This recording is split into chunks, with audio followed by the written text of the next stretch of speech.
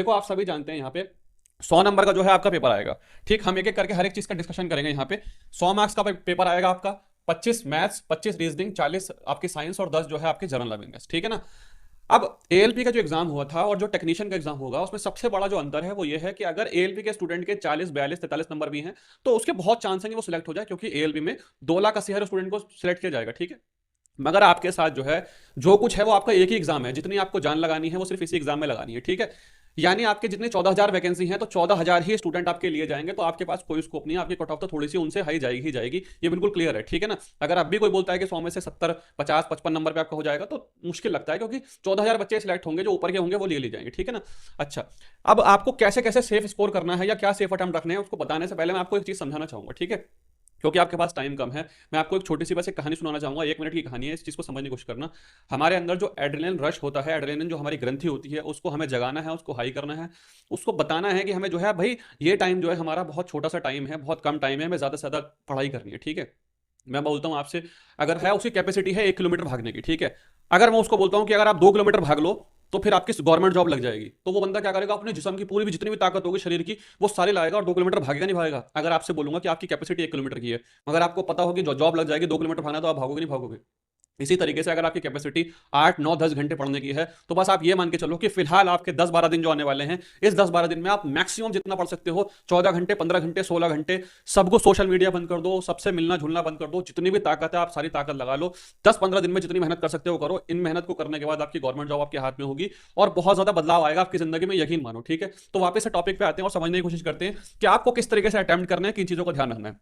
देखो ALP student में जो सबसे बड़ी चीज देखने को मिली थी वो भी देखने को मिली थी रीजनिंग में। रीजनिंग में कुछ क्वेश्चन जो थे वो लेंदी थे, टफ थे। तो आपको ऐसा नहीं करना है कि आपको क्वेश्चन में लगे रहना है, क्योंकि रीजनिंग में क्या होता है कि कुछ क्वेश्चन ऐसे थे इस बार एएलपी में कि स्टूडेंट को ये लगा कि हाँ हम ये सब कर सकते हैं, आसान क्वेश्चन है। वो आसान थे भी मगर वो टाइम कंज्यूमिंग थे, मतलब वो टाइम ज्यादा खाते हैं। टाइम जब ज्यादा लगता है किसी क्वेश्चन में तो उससे क्या होता है, प्रेशर बनता है। और जब मेंटली प्रेशर बनता है तो क्या होता है, आगे भी क्वेश्चन गलत होने के चांसेस रहते हैं, आसान क्वेश्चन भी गलत होने के चांसेस रहते हैं।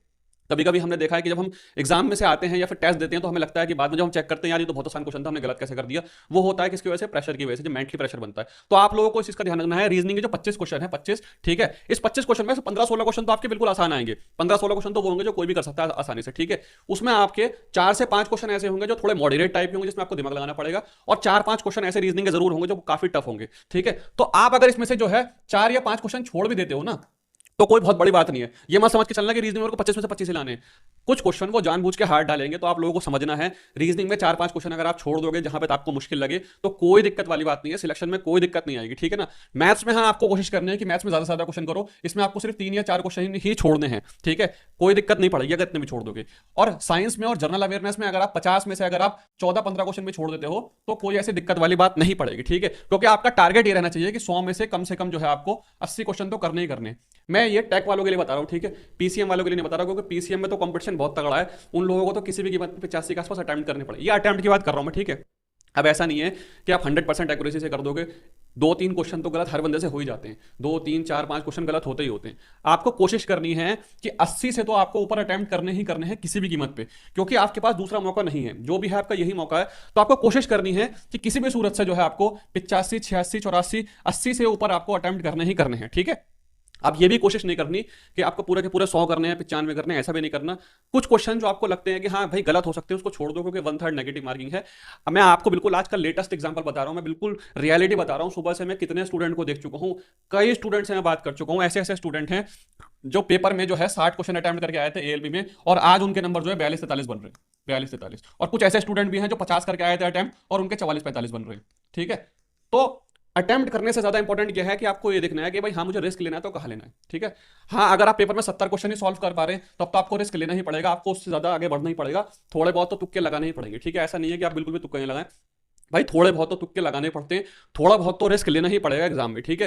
क्योंकि सबसे बड़ी दिक्कत ये है ना, सीबीडी 2 है नहीं, जो कुछ करना है इसमें ही करना है। तो प्रायोरिटी क्या रखनी है, प्रायोरिटी आपको ये रखनी है किसी भी तरह से आपको 80 से ऊपर आपको अटेम्प्ट करना है। पीसीएम वालों को थोड़ा सा और ज्यादा अपने आप को पुश करना पड़ेगा। ठीक है। फिलहाल अभी जो आपके पास टाइम है उसमें आप लोगों को क्या करना है कि साइंस की तैयारी अच्छे से कर लेनी है। एएलपी और आरपीएफ में जो साइंस के टॉपिक पूछे गए हैं वो मैं इस वाली वीडियो में आपको बता रहा हूँ, लिंक डिस्क्रिप्शन में दे दूंगा। इस वीडियो को पूरा देखो, अच्छे तरीके से समझो, क्योंकि इस वाली वीडियो में बहुत सारी चीज आपको समझ में आएंगी। ठीक है। देखो एक चीज याद रखना आप लोग सभी के सभी स्टूडेंट, जो आपका पेपर आएगा अगर 100 क्वेश्चन आएंगे ना, 100 क्वेश्चन, तो ये बात आप याद रखना 100 में से 60 क्वेश्चन एक एवरेज बंदा आराम से कर लेगा, ठीक है, 60 क्वेश्चन कोई भी आराम से कर लेगा, एवरेज कोई दिक्कत नहीं होगी। और इसमें से जो है आपके 20 से 22 क्वेश्चन जो होंगे, 20 से 22 क्वेश्चन वो मॉडरेट टाइप के होंगे, और इसमें जो आपके बचे हुए जो क्वेश्चन बचेंगे, 18 से 20 क्वेश्चन जो बचेंगे वो होंगे थोड़े से डिफिकल्ट टाइप के, ठीक है, थोड़े से डिफिकल्ट टाइप के। इसीलिए मैं आपको कह रहा हूं कि आपका जो पूरा पूरा का पूरा फोकस है वो 80 से 82 क्वेश्चन पे तो करना ही करना है, 80 से 82 क्वेश्चन, ठीक है। ये तो आपको करना ही करना है अगर आपको एवरेज के ऊपर निकलना है, सिलेक्शन लेना है, सीबीटी 1 को क्वालिफाई करना है। सीबीटी 1 कह लो या फिर जो भी कह लो आप, यही सीबीटी आपके पास, एक ही सीबीटी है, ठीक है। और फिर इसके बाद आपको ट्राई करना है लास्ट में ये क्वेश्चन, ठीक है। जब आप क्वेश्चन को पढ़ोगे, जब करने जाओगे, तो आपको खुद समझ आ जाएगा कौन सा क्वेश्चन डिफिकल्ट है, कौन सा क्वेश्चन ईजी है। जो आपका क्वेश्चन